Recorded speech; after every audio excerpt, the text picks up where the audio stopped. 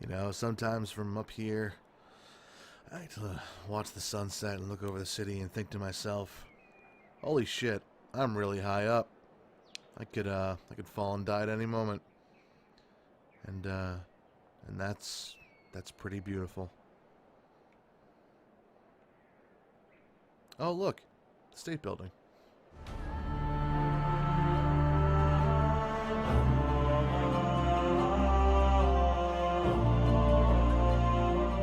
Hey guys, it's RockTheGolem, and welcome to episode 7 of my Assassin's Creed Unity Let's Play.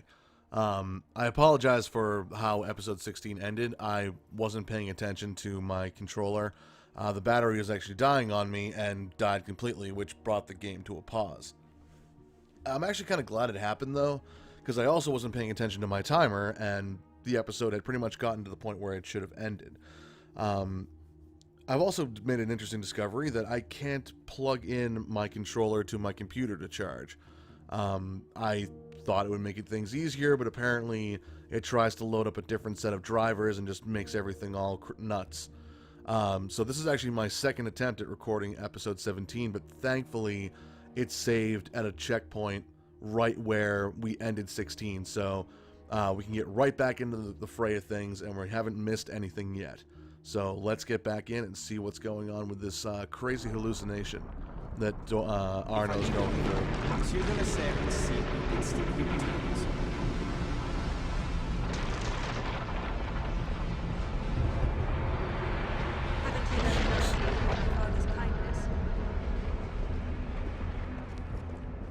Oh, he's being whoa, whoa, whoa. Must receive it today. It's very Very. I heard you the first time. He's getting attacked down there. Obviously, I'm not going to be able to save him, but let's see what, Whoa! Okay. I can't make that jump. Go! I'll distract them. Well, Arno does have a crazy jump on him, so maybe he could have. I don't know. There he is. Aww. They always make me run in slow motion right at the end. I'd say it's like a bad dream, but that's exactly what this is, actually. Whoa. Are these guys all assassins? Okay. I'm gonna follow the obvious path here. Can't run, but I can walk a little fast.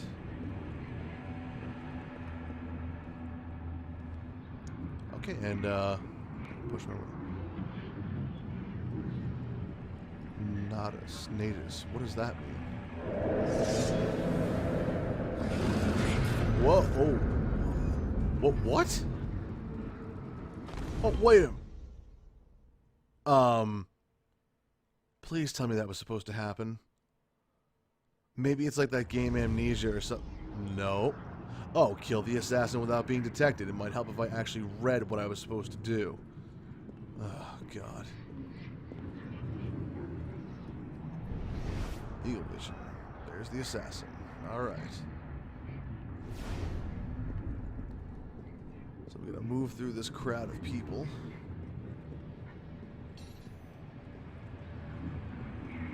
Oh, that's cool. I can actually see some of the assassins in the firelight now. Make sure we keep a beat on him.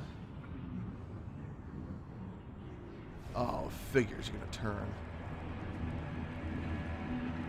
And perfect. Bam! Yeah, pro tip for all you guys out there. If you're going to, whoa, that's myself. But yeah, pro tip, if you're going to play a game like this, read the instructions before you just, like, you know, tear off and do stuff. Because you'll end up being desynchronized.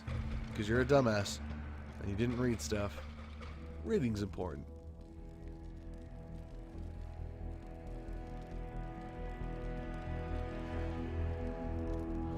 Well, that definitely solidifies the idea that Arno thinks it's his fault. These are the words spoken by our ancestors, the words that lay at the heart of our creed. Stay your blade from the flesh of the innocent. hide in plain sight. Never compromise the Brotherhood. Let these tenets be branded upon your mind. Follow them and be uplifted. Break them at your peril. Oh yeah, the tenets that Altair couldn't even follow. Which is yet another reason why Ezio will always be best assassin. Arno Dorian is dead. He has been culled from this world, his sins and failures turned to dust. Tonight he is reborn, a novice of the Assassin Brotherhood. Nice. Ah, I see they still use the modified version. No more taking off the finger, I guess.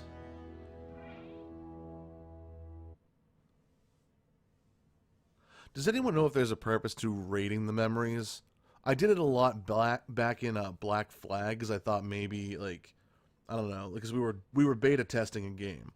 I figured if we actually rated stuff, like maybe it would have a different outcome in the ending. As far as I could tell, there wasn't any difference in the ending based on the fact that you kept rating missions. I don't know if that's for player knowledge to see like what missions are fun to do, what ones aren't. If it's for Ubisoft to take a look at and be like, oh, these are the type of missions that people like to play. These are the type that they don't. Does anyone know if it serves any purpose other than that, or if that is even the purpose to begin with? If you know the answer to that, feel free to leave it in the comments below. And once again, back to the painfully long loading screens. So yeah, like I said a couple episodes ago, I'm probably going to be selling these out to people who want to have their group, their channel advertised, or their group, if you have like a Facebook group or something like that. It doesn't have to just be YouTube. It can be anything. It can be Facebook. It can be DeviantArt. It can be Instagram, Tumblr, whatever you have. Yeah, feel free to just get in contact with me, and I'll go down the list as people come in. All right. Welcome back. Hey, Bishop. How you doing? Now that you've experienced life as an assassin, are you willing to take up the fight and join us? No, Deacon, because load the file. because I haven't experienced life as an assassin. We lifted a media file from Abstergo last month, and the information it contains is astounding. But we won't share these things with just anyone.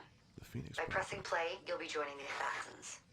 If you want to fight the Templar menace, if you're willing to save civilization from Abstergo's clutches, press play, sit back, and ready yourself for the truth. How come you're not giving me an option other than pressing play? That's not fair. Plus, I haven't experienced life as an assassin yet. I just became an apprentice. No, I'm not getting cold feet. I'm just sitting here and really evaluating what it is you want me to do. You're still hijacking my brain. You're trying to tell me that you're going to show me the truth. You know what? Fuck it. I'm just We pressing. don't have much time, friend. Oh, it seems like you do because you're sitting here waiting for me. But you know what? I'm just going to press A. Good choice. Welcome to the Assassins, Initiate. Well, level 5 security clearance only, federal, yada, yada, yada. Is there... Oh, chipper background music.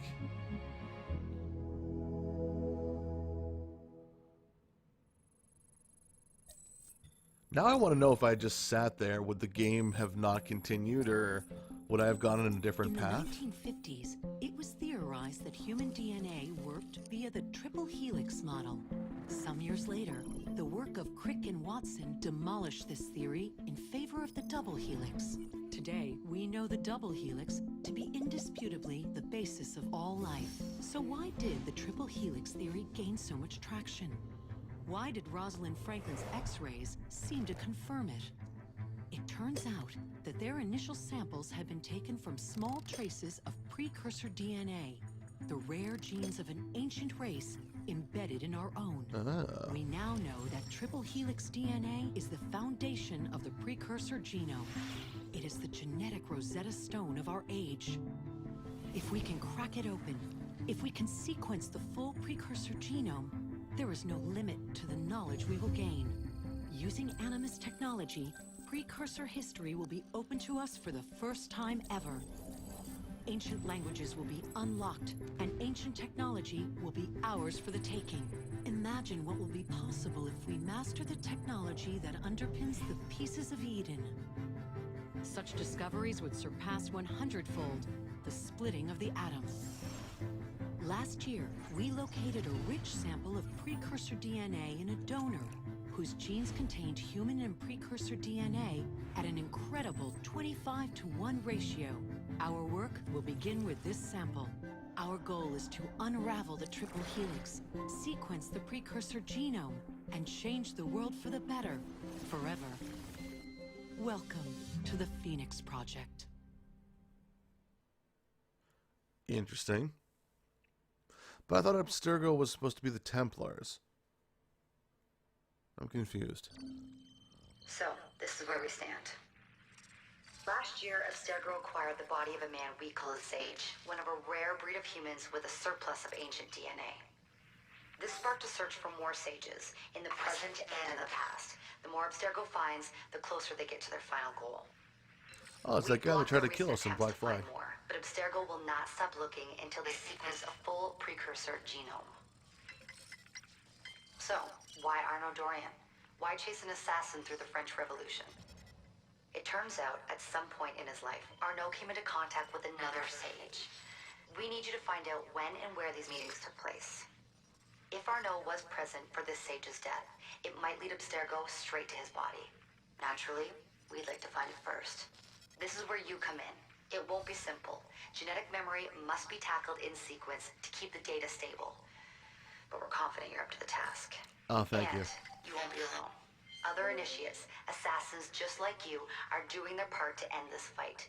If you need more training, more experience, you can call on them for help. All right.